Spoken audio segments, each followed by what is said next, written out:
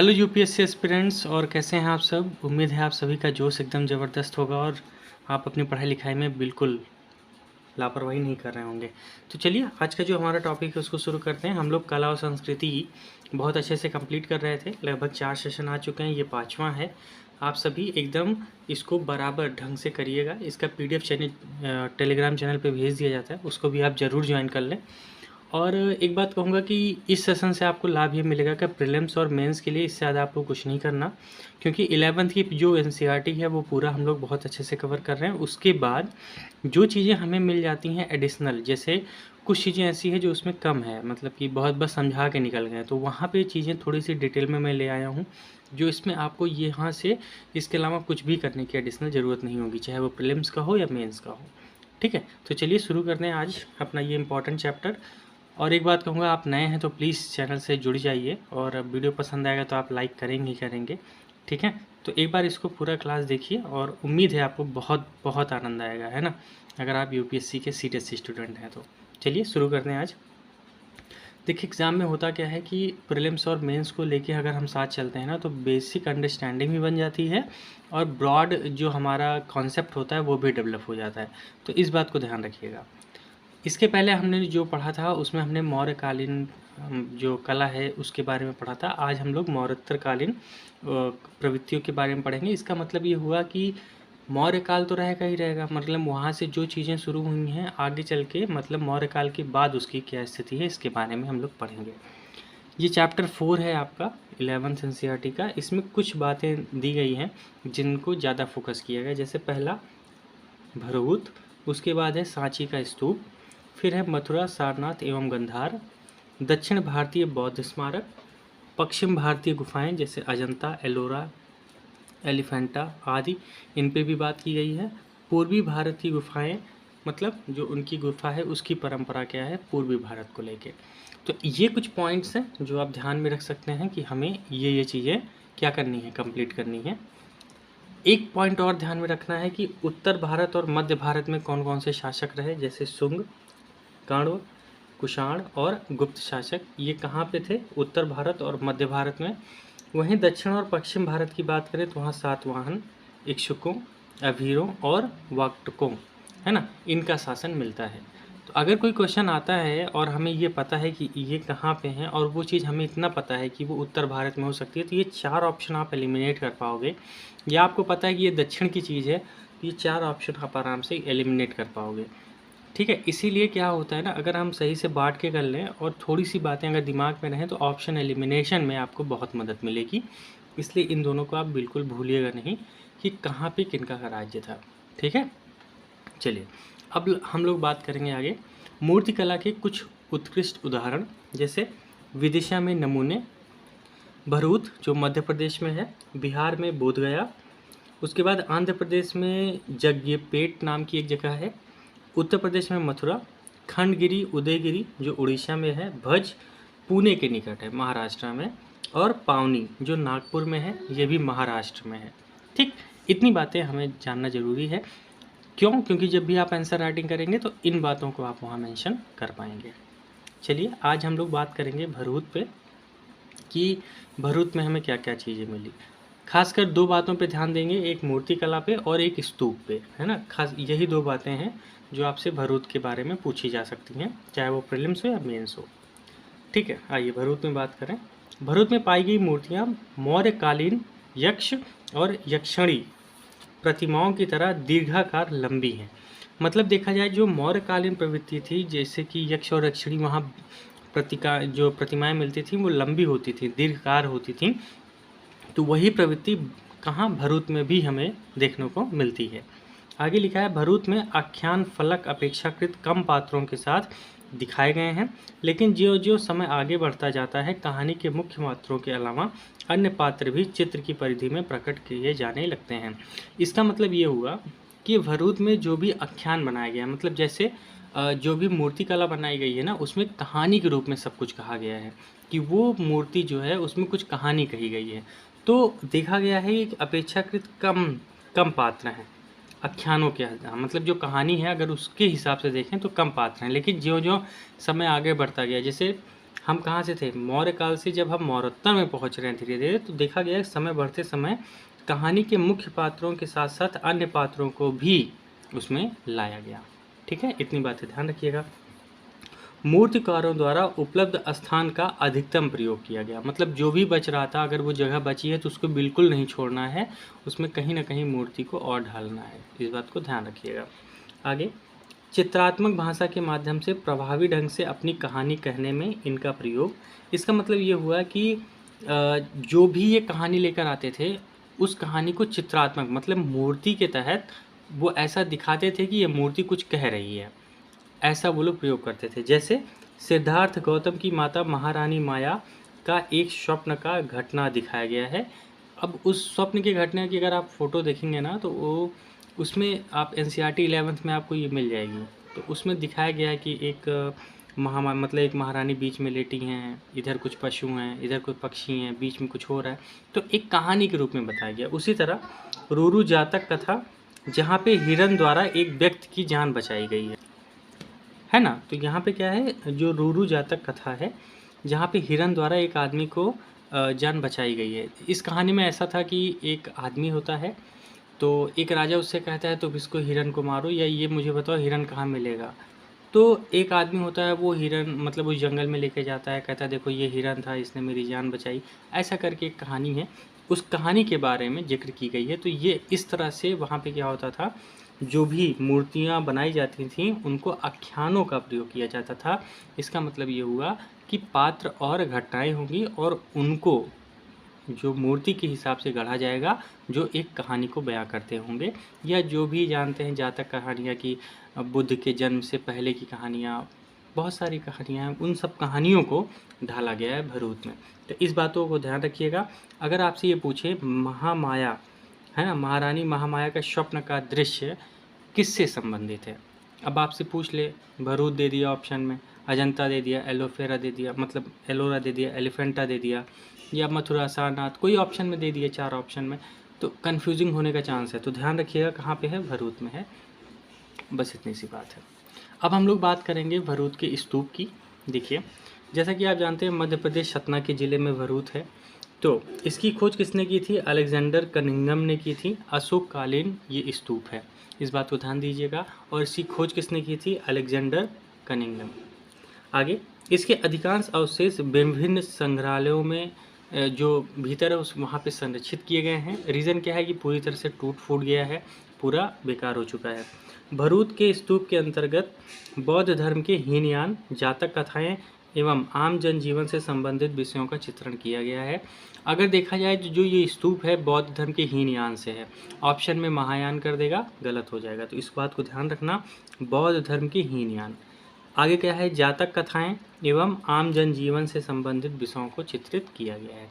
यहाँ तक ठीक है। चलिए, अब आगे हम लोग बात करने वाले हैं कि जो भरूच के स्तूप का निर्माण पक्की ईंटों से, जबकि इसकी वेदिका को पाषाण से निर्मित किया गया है। इसके पहले वाले क्लास में आपको मैंने स्तूप का एक चित्र दिखाया था, और आप बस उसी तरह से हर जगह स्तूप बनाए जाते थे।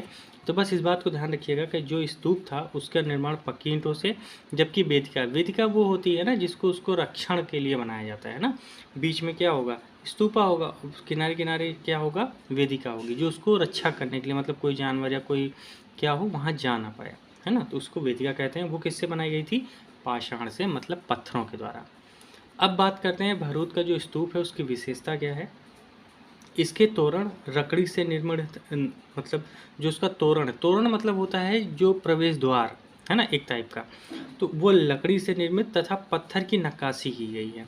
किस पे, वही तो जो मतलब जो भी पत्थर है ना, जो नक्काशी की गई, वही नक्काशी क्या है, मूर्तियों के रूप में बताया गया, मतलब जातक कहानियाँ ही तो बताई गई हैं उस नक्काशी में। आगे, वेदिकाओं पर यक्ष यक्षिणी एवं बौद्ध धर्म से संबंधित अन्य देवी देवताओं के अनेक विवरण के साथ चित्रण किया गया। कहाँ पे, वेदिका पे, इस बात को ध्यान रखिएगा। साथ में प्राकृतिक तत्वों का चित्रण किया गया है, मतलब पक्षी भी दिखेंगे, पेड़ पालो भी दिखेंगे, ये सब का भी है ना। आगे, तोरण पर मगरमच्छ की आकृति है, ये ऑप्शन में आ सकता है आपकी, जब भी यूपीएससी ऑप्शन बनाएगी भरूच के स्तूप पे, तो ये बता सकता है कि उसके तोरण पे मगरमच्छ की आकृति है। यहाँ पे मगरमच्छ के अलावा कुछ और डाल देगा, है ना, तो कन्फ्यूजिंग हो सकता है, तो इस बात को ध्यान रखिएगा।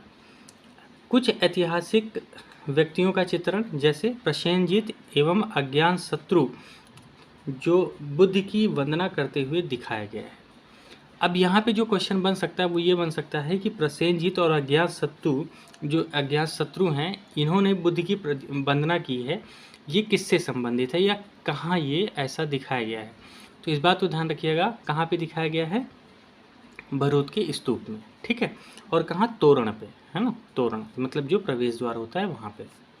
शुंग काल में इस स्तूप को और अधिक विकास किया गया। तो जब मौर्य काल खत्म हुआ उसके बाद शुंग काल आता है, तो शुंग काल में क्या किया गया, इसको और विकसित किया गया। सातवाहन शासकों जो सतकर्णी के समय दक्षिण हिस्से का निर्माण कराया गया था, ये दो बातें ध्यान रखनी है। यहाँ तोरण के साथ साथ वेदिका पर भी मतलब शिल्पण किया गया। शिल्पण मतलब हो गया पत्थर के द्वारा बनाई गई मूर्तियाँ, उसको भी तोरण के साथ साथ वेदिका पे भी लाया गया है। जैसा कि हमने यहाँ पढ़ा था कि तो कहाँ गया, वेदिका पर यक्ष यक्षिणियाँ और बौद्ध धर्म से संबंधित अन्य देवी देवताओं का वर्णन मिलता है। यहाँ तक कोई समस्या होनी नहीं चाहिए। आगे देखते हैं। मूर्ति कला पर विशेष ध्यान दिया गया, क्योंकि जो भी नक्काशी की जाती थी या जो भी शिल्पण किया जाता था वो हमेशा मूर्ति कला ही की जाती थी। तो हमने क्या देखा, भरूच के बारे में बहुत अच्छी चीज़ें, मतलब जो भी था हमने अच्छे से समझ लिया कि भरूच का जो स्तूप है उसका और उसकी मूर्ति कला, ये दोनों हमने बहुत अच्छे से कंप्लीट कर लिया। और इससे ज़्यादा है ही नहीं, तो क्या पढ़ेंगे, इतना ही बहुत है जानने के लिए। अब आगे हम लोग बात करेंगे सांची के स्तूप की, जो मध्य प्रदेश के रायसेन जिले में है।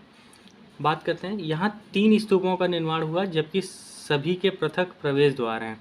देखिए सांची के स्तूप जो हैं वो 3 स्तूप का निर्माण हुआ है और सभी के प्रवेश द्वार मतलब जो एंट्री पॉइंट है वो सबका अलग है। 3 स्तूप में पहला है महास्तूप जो बुद्ध के हैं, दूसरा अशोककालीन धर्म प्रचारक के हैं और तीसरा है बुद्ध के 2 शिष्य हैं, एक है सरिपुत्र और दूसरा है महामोदगल्याण की अस्थि के अवशेष हैं। मतलब आप भी जानते हैं जो स्तूप बनाए जाते थे वो अस्थि के अवशेष पे ही बनाए जाते थे या बुद्ध की कोई चीज़ होती थी उस पे बनाए जाते थे। इसके लिए आप क्या करिएगा, पहला या दूसरे लेक्चर में मैंने बताया है कि कितने प्रकार के स्तूप होते हैं, आप ज़रूर अगर उसको देख के आ रहे होंगे तो आपको एकदम क्लियर होगा मामला, ठीक है। चलिए आगे देखते हैं। लिखा है सांची के महास्तूप का निर्माण ईंटों से जबकि वेदिका लकड़ी से निर्मित है ना। तो इस बात को ध्यान रखिएगा, सांची का जो महास्तूप है उसका निर्माण ईंटों से किया गया लेकिन वेदिका लकड़ी की है। लेकिन याद करिएगा जो भरूच का था तो वहाँ जो वेदिका थी वो किसकी थी, पाषाण की थी। यही आपको कंफ्यूज करेगा कि भरूच में जो भी वेदिका बनाई गई है वो किसकी है, पाषाण की, लेकिन सांची का स्तूप की वेदिका किससे है, लकड़ी से है। इस बात को ध्यान रखिएगा। कालांतर में शुंग काल के दौरान इस स्तूप का आकार 2 गुना कर दिया गया। अब सोचिए, शुंग काल में 2 गुना कर दिया गया और वेदिका को पाषाण निर्मित बना दी गई। तो ये ऑप्शन में बन सकता है कि शुंग काल में, शुंग काल की जगह वो कोई और काल कर देंगे या किसी और बादशाह की बात कर देंगे, तो क्या होगा, पॉइंट गलत हो जाएगा। इस बात को ध्यान रखना है। यही सब बातें चेंज करेगा यूपीएससी और यही करता है, वो आपके साथ यही खेलता है। आगे, सांची का प्रथम महास्तूप की संज्ञा दी गई, किसे, सांची के स्तूप को। जब क्या किया गया, इसको आकार दुगना कर दिया गया, पाषाण से निर्मित कर दिया गया, तो इसको कहा गया ये प्रथम महास्तूप है, ठीक है, शुंग काल में। चलिए अब आगे बात करते हैं। जो चित्रण किया गया वह अधिकांश बौद्ध धर्म से संबंधित और बौद्ध धर्म के किस संप्रदाय से, वो था हीनयान शाखा से। इतनी बात मुझे लगता है एकदम क्लियर होगी। आगे बात करते हैं इसकी विशेषताओं पे। सांची की वेदिका पर किसी प्रकार के चित्रण का अभाव, अपितु यहाँ केवल तोरण पर चित्रण किया गया है। मतलब वेदिका पे कोई चित्रण नहीं है, इस बात को ध्यान रखना है। वहाँ पे क्या था, वेदिका और तोरण दोनों पे था, लेकिन सांची में सिर्फ किस पे है, तोरण पे, वेदिका पे नहीं है। कोई दिक्कत, जैसे बुद्ध के जीवन, जन्म, ज्ञान की प्राप्ति, धर्म चक्र परिवर्तन और महापरिनिर्वाण, इसके बारे में मिलता है तोरण पर। तोरण पर जीवन चरित्र उनका बताया गया है और जातक कथाएं ये शामिल की गई हैं। दीवार पर कमल व अंगूर के गुच्छे हैं। शेर, हाथी, ऊंट, बैल आदि पशुओं का चित्रण किया गया है। यक्ष यक्षणियाँ, पुष्प, लता आदि दृश्यों, मतलब कहीं ना कहीं प्रकृति को भी शामिल किया गया है। तो प्रकृति दोनों में है, लेकिन बस एक बात ध्यान देने वाली है कि भैया जो भरूच का स्तूप है वहाँ पे जो वेदिका है उसके ऊपर भी चित्रांकन किया गया है, लेकिन सांची के स्तूप में वेदिका पर जो भी चित्र किया गया है वो उसका अभाव है, मतलब नहीं किया गया है, लेकिन तोरण पर किया गया है और केवल तोरण पर किया गया। वहाँ दोनों पे था, वेदिका और तोरण पे। यहाँ तक मुझे लगता है एकदम क्लियर है। चलिए, और एक बात ध्यान रखिएगा, दीवार पर कमल और अकूर के गुच्छे ये वहाँ नहीं मिलेगा, हमें कहाँ मिलेगा? सांची के स्तूप में। ठीक है, चलिए अब अगला जो पॉइंट है उसको देखिए। लिखा है सांची के स्तूप वन में आख्यान अधिक विस्तृत कर दिए गए हैं। देखो, जो भी सांची का स्तूप वन किसको कहा गया? जब शुंग काल में उसको बड़ा कर दिया गया तो उसको महास्तूप कहा गया, उसकी बात हो रही है। आख्यान में इसको अधिक विस्तृत कर दिया गया, मतलब जो यहाँ पे आख्यान मतलब जो भी कहानियाँ थी ना उसको विस्तृत कर दिया गया। सीधी सी बात है भाई, डबल किया गया ना, उसका साइज डबल किया गया, उसमें पाषाण बनाए गए, तो सीधी सी बात है मूर्तियाँ भी बनाई गई होंगी। मूर्तियाँ बनाई गई तो चित्रण ज़्यादा हुआ होगा और कहानियाँ ज़्यादा जोड़ी गई, तो आख्यान को और विस्तृत कर दिया गया। जैसे स्वप्न प्रसंग, महारानी को लेटी अवस्था में तथा ऊपर से उतरते हुए हाथी का चित्रण। वहाँ पे क्या था? स्वप्न देखती रही, स्वप्न तो देख रही थी, लेकिन जैसे मैं दिखाता हूँ आपको, कहाँ गया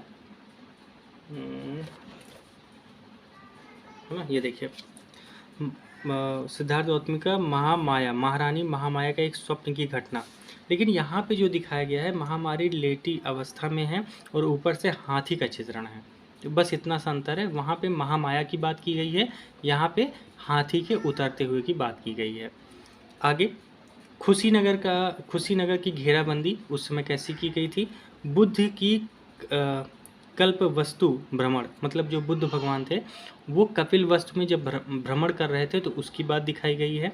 अशोक द्वारा रामग्राम स्तूप के दर्शन, तो अशोक क्या किए हैं? रामग्राम कोई जगह होगी वहाँ पे स्तूप के दर्शन करने गए थे, उसका चित्रण किया गया है। ये सब आख्यान है, मतलब कहानियाँ हैं ना, तो इन कहानियों को क्या किया गया है? वहाँ पे चित्रित किया गया और बहुत विस्तार रूप में। ठीक है, इस बात को ध्यान रखिएगा। लेकिन ज़्यादातर कहाँ पे किया गया है? तोरण पर। ठीक है, वेदिका पे नहीं। कुछ इंपॉर्टेंट बातें, अशोककालीन प्रमुख स्तूप और कौन कौन से हैं? सारनाथ स्थित धर्मराज का स्तूप, सारनाथ स्थित चौखंडी का स्तूप, तक्षशिला स्थित धर्मराज का स्तूप और बिहार स्थित केसरिया स्तूप। अब इस बात को ध्यान रखिएगा, भरूच हो गया और सांची का स्तूप हो गया, धर्मराज का स्तूप, चौखंडी स्तूप, केसरिया स्तूप, है ना, तक्षशिला, बिहार, ये जो भी हमें मिल रहा है ये सब अशोककालीन स्तूप हैं। अभी तक जो हमने पढ़े अशोककालीन ही पढ़े, लेकिन आगे हमने क्या पढ़ा? शुंग काल आया, उसने क्या क्या किया। ठीक है, अगले सेशन में हम लोग क्या पढ़ेंगे? पूरी तरह से मौर्य काल यहीं पे पूरी तरह से समाप्त होता है, जो भी इसकी प्रवृत्ति थी। अब आगे हम लोग क्या करेंगे? चैत्य के बारे में पढ़ेंगे और भी चीज़ें जितनी हैं उनके बारे में अच्छे से डिस्कस करेंगे। ठीक है, तो आज के लिए इतना ही। मुझे लगता है ये सेशन आपको बिल्कुल पसंद आया होगा, क्योंकि बहुत ही इम्पॉर्टेंट बात है और चीज़ों को ना ऐसे ही धीरे धीरे कंप्लीट करना है। टाइम बहुत है, बिल्कुल भी हिरासना नहीं है, बस रेगुलरिटी बना के रखनी है, आराम से चीज़ें कंप्लीट होती जाएगी। तो चलिए, इस सेशन में आप सभी के लिए बहुत बहुत धन्यवाद। फिर अगले सेशन में मिलेंगे। Thank you so much to all of you.